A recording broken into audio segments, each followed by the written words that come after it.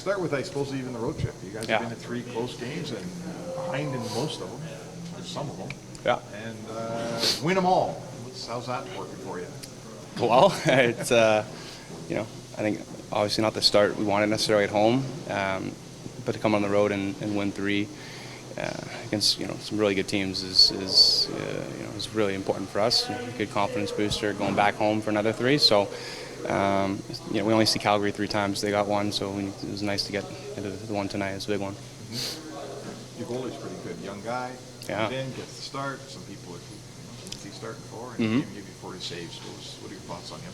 Awesome. Yeah, I mean, all the games he's been in, he's been fantastic, giving us a chance. It's been great. We have 2 great goalies. We're pretty fortunate.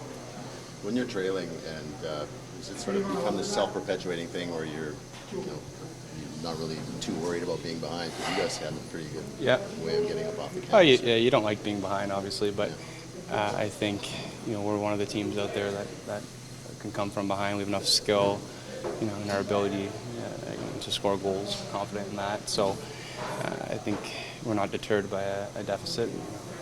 We don't like to be down, but when we're down, we have a lot of belief in the locker room that we can get back to even and win the game. Just about a hat trick. I mean, you hit a post in the first period, you hit some shin pads in the third. Yeah. I did that. Yeah. I mean, 3 shots at an empty net.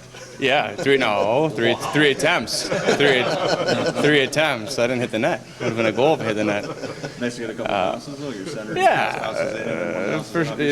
it's all that matters. We won, and it was a huge third period there, obviously.